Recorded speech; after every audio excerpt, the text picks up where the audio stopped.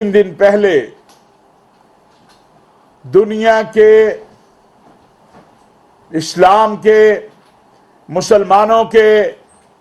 مقدس ترین مقام بیت اللہ کے بعد مسجد نبوی شریف، جہاں پر تاریخ کا اور بالخصوص پچھلے 100 سالہ تاریخ کا ایسا افسوسناک واقعہ ہوا جسے الفاظ میں بیان نہیں کیا جا سکتا۔ چونکہ میں عینی شاہد ہوں اس واقعے کا، میں وہاں موجود تھا، لہذا میں چاہتا ہوں کہ میری قوم بھی اور پورا عالم اسلام بھی جو ایک پاکستان کے اوپر انتہائی، میرے پاس الفاظ نہیں ہے میں کیا کہوں، مشکل وقت اس انداز میں کہ دنیا نے دیکھا کہ جہاں پر اللہ کا حکم ہے کہ اپنی آواز کو بلند نہ کرو، جہاں پر کہا گیا کہ رسول اللہ صلی اللہ علیہ وسلم پر درود پڑھتے ہوئے بھی آواز آہستہ رکھو، وہاں پر ایک پلاننگ کے تحت مسجد نبوی کے مختلف حصوں میں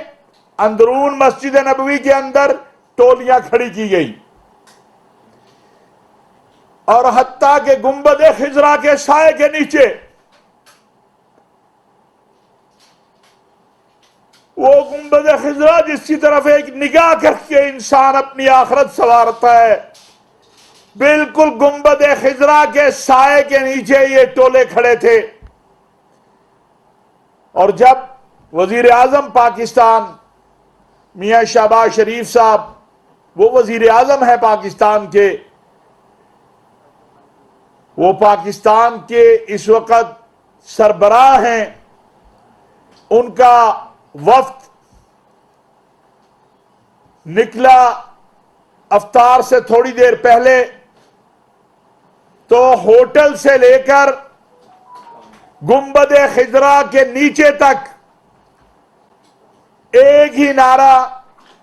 غلیظ زبان اور ایک کورس میں یہ سارا کچھ کیا گیا۔ اسے آپ یہ نہیں کہہ سکتے کہ یہ تو چند افراد کا عمل تھا، یہ ایک پری پلان عمل تھا جس کو ترتیب دیا گیا۔ جس وقت اذان مغرب ہو رہی تھی اور قدمین مبارک میں ہم بیٹھے ہوئے تھے، اذان مغرب کے دوران بھی یہ غلیظ نعرے اور آوازیں جاری تھی۔ مجھے آپ بتائیے، جہاں پہ نظریں جھکا کے، سر جھکا کے، سانس بھی آہستہ لینے کا حکم ہے،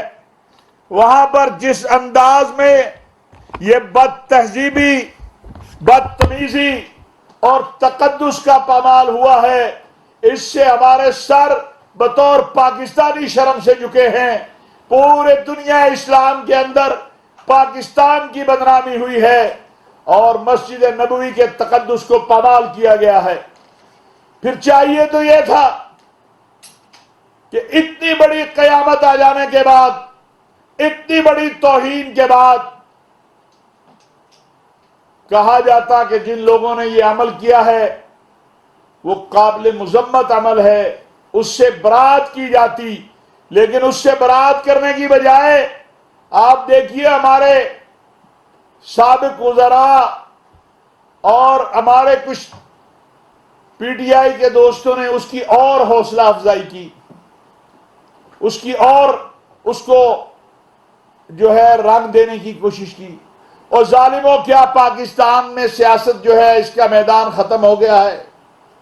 تم نے ہمارے آقا علیہ الصلوۃ والسلام کے دربار میں جو کچھ کیا ہے، ہم سب شرمندہ ہیں اپنے آقا سے۔